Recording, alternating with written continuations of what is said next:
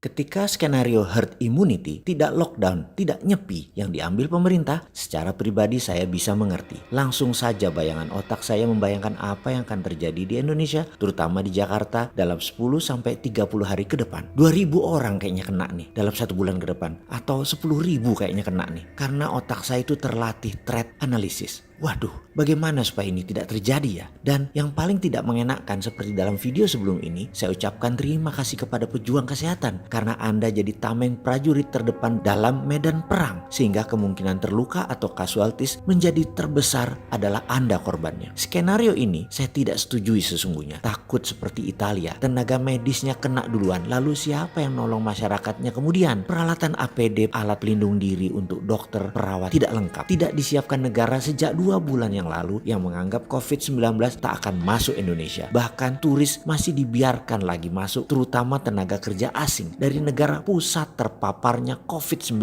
ini. Entah cuek pemerintahnya, gak peduli pejabatnya, arogan sok tahu serba bisa pejabatnya, tetap bela mitranya, atau gak nyandak ilmu bela negara pertahanannya. Karena memang gak pada makan sekolahan geostrategi Lemhanas kali ya. Gak tahu juga saya. Pemilihan tidak lockdown sangat dipahami karena alasan ekonomi. Negara tidak punya dana, tidak punya daya, apapun lah boleh disebutkan. Walau sebenarnya ada solusinya, namun punya efek negatif. Bisa tidak populer. Kata tidak populer ternyata saat ini jauh lebih menakutkan dari COVID-19 ya. Oke, gak apa-apa juga. Kita tetap harus menginfokan ke masyarakat apa yang akan terjadi dengan skenario meniru Korea Selatan. Katanya, Korea Selatan dan Jepang kesadaran masyarakatnya tinggi sekali untuk self lockdown, self nyepi. Mereka gak usah dipagari tentara seperti di Wuhan atau di Italia. Kesadarannya tinggi, nyepi sendiri. Korea Selatan dan Jepang itu work from home juga sudah bisa diakses 90% penduduknya. Sementara di Indonesia kalau di lockdown nyepi, pedagang di pasar yang gerah lah, pedagang kaki lima di trotoar yang gak makan mereka. Saat ini pilihan sekali lagi tidak lockdown, tapi efek ekonomi jadi slow down-nya panjang sampai akhir tahun belum bisa lihat jelas. Dan ini banyak yang gerah, terutama para pejuang ekonominya. Karena siapa yang bayar gaji karyawan kami? Bagaimana omset bisnis kami? Bagi pengusaha, lockdown Jakarta nyepi 2 minggu di mana bisa dilakukan skenario versi kombinasi ala Saudi dan Korea Selatan. Ini lebih menjanjikan karena corona lebih cepat teratasi. Walau pahit banget 2 minggu ini bagi banyak orang kelas ekonomi C dan D yang merupakan 70% populasi, di sini peran pemerintah turun tangan ya harus. Kenapa? Karena bisa pakai BLT, bantuan tunai itu. Saya pastikan sekali lagi, nggak lebih besar dari masalah jiwasraya. Tapi oke lah, keputusan sudah diambil. Cara sekarang yang dipilih, cara Belanda, herd immunity. Singkatnya, pilihannya herd immunity ini akan memapar 70% sampai 80% penduduk. Sebagian akan imun sendiri, sebagian lagi terpapar hingga 2-3% penduduk secara bergantian dalam 6 bulan ke depan. Jadi sekitar 200 ribuan lah yang kena. Dan korban yang meninggal, walau alam, kita nggak bisa ngitung.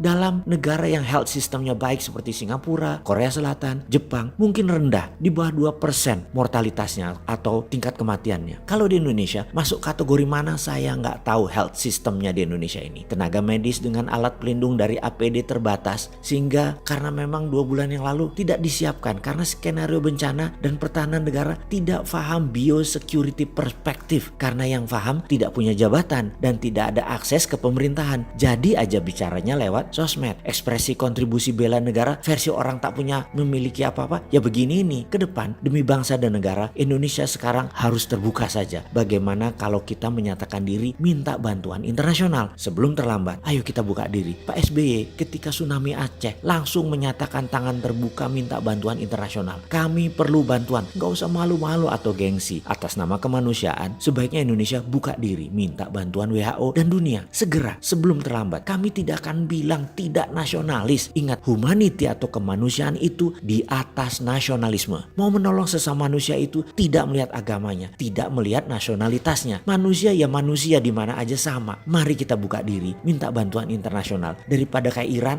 telat,